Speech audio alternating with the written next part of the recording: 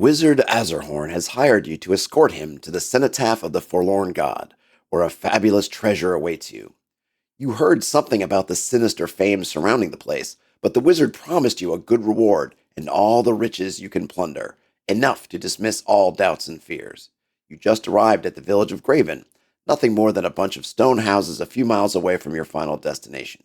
You have the time to supply, then you'll have to leave for the Cenotaph and the perils awaiting you inside. This is the setup for Raiders of the Forlorn God, a level 4 to 6 adventure for OSE, written by Andrea, Tupac, Mollica, and illustrated by Veronica from Hellwinter, Forge of Wonders.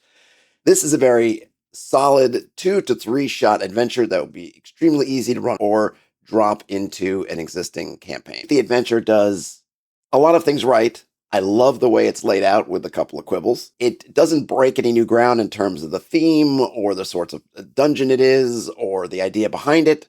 A god chained and buried in some kind of vault. Not exactly something we haven't seen before, but it's all done well. I do think that the adventure gets itself into trouble a few times, and how well it works its way out of the corners that it writes itself into is going to be up to you. The biggest thing is that, according to the setup, no one remembers this Forlorn God or this prison that it's in. What does this mean? This means that getting clues about it, it's kind of difficult because nobody remembers it. There's no sages around, and presumably the sages wouldn't know.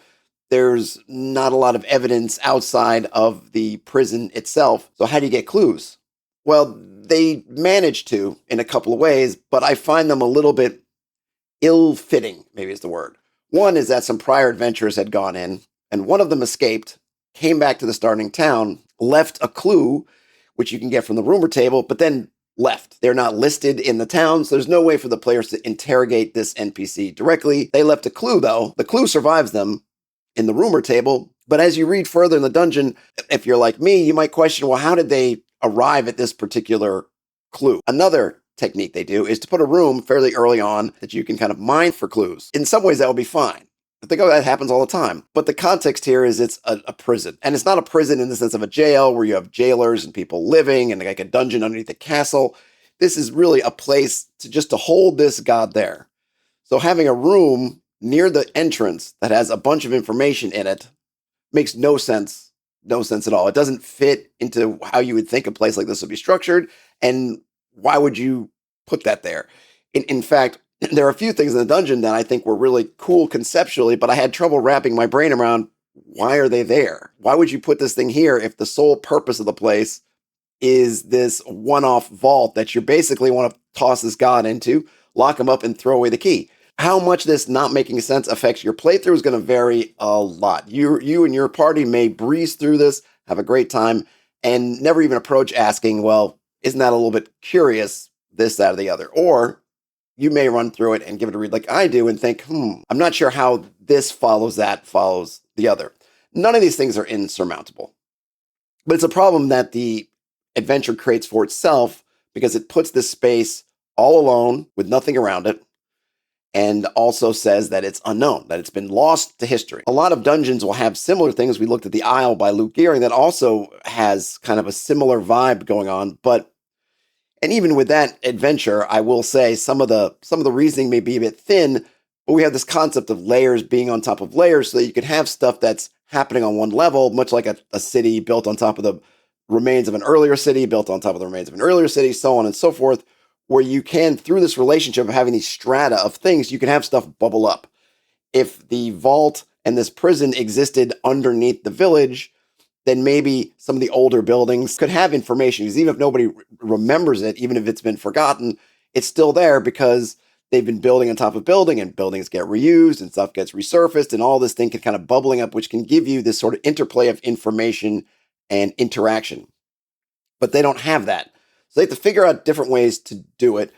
How well those work for you, I think, is going to be a bit of your miles may vary. That said, some of the puzzly things, what they do with it are really good. I like them.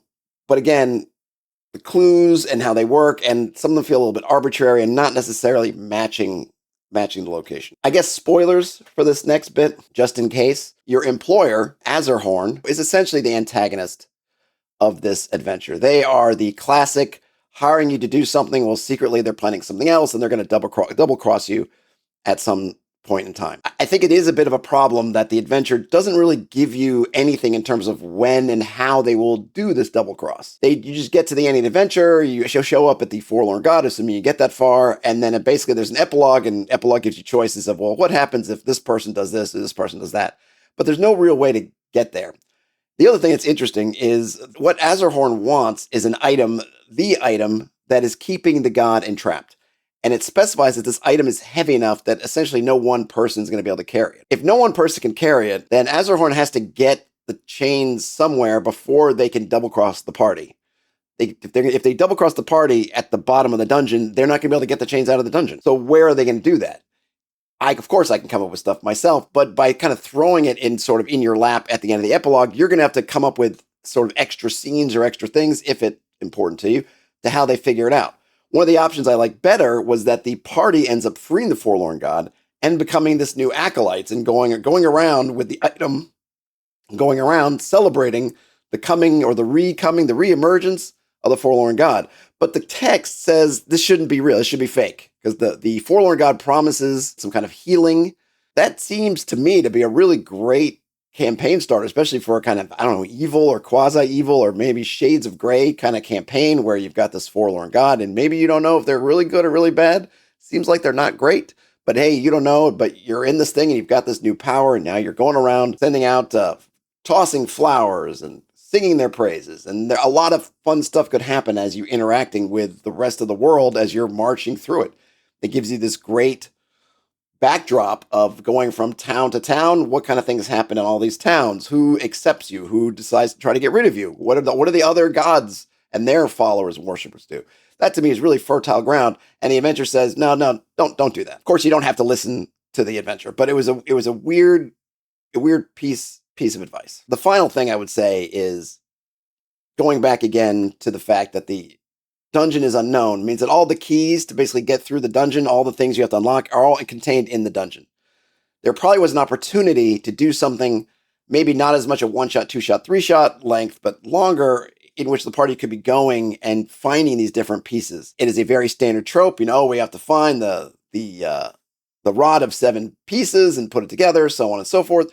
But that would have been a way, as you're going around to get the smaller pieces to get into part of the prison, or you could be unearthing clues, because you would have to interact with the Order. And the Order is named, I think it's called the Clerics of Yore, capital Y-O-R-E, who had done the imprisoning. You could go there, you could try to suss out some information, or just in the terms of getting those keys, you have to get that information. And then when you get to the actual prison, you'll have to have those pieces put together in some way. That's another casualty of having everything be unknown and have this be an isolated spot. The other casualty is there's no other factions. We have Azarhorn, but he's just going to stand in back until you get to the end, and then maybe he'll double cross you, maybe he won't. He's not actively trying to sabotage you or anything because he wants you to win up until the very, very, very end.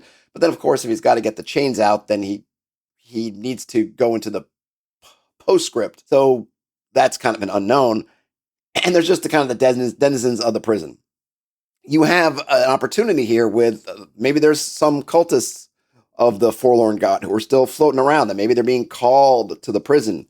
Maybe the Forlorn God senses that his freedom might be close, and so he's pulling these old peoples or these cultists who maybe have been not in hibernation, but they've been passing down this secret knowledge of the Forlorn God, and now they're the descendants of the descendants of the descendants of the descendants who still believe in something that's kind of approaching the Forlorn God, but they're still kind of believers. Maybe they're now showing up into the village.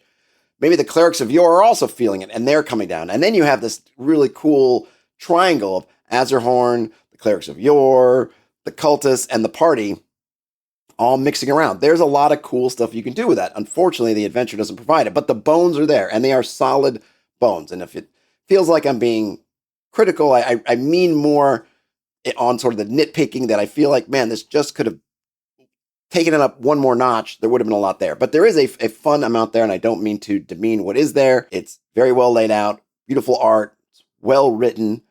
What's there, I think, works, with the caveat that I find a few of the puzzles maybe a little bit too puzzly for me, not really relating so much to the spaces they're in, not really making sense in the context of a prison, but they can be fun if your party's into those kinds of puzzles. I think they'll have a lot of fun with it. You can watch my full 1 hour plus stream of the read through if you want to get into more of the gritty details. There's a link in Drive Through RPG to purchase it. I think it was $2.99 as I'm recording this. So if this sounds like a good thing to you, and like I said, my quibbles aside, it is definitely a solid, fun little adventure. You can go grab it from there. Thanks to Andrea, Tupac, Mollica for sending it to me. That's all I got for now. Game on. Talk to you later.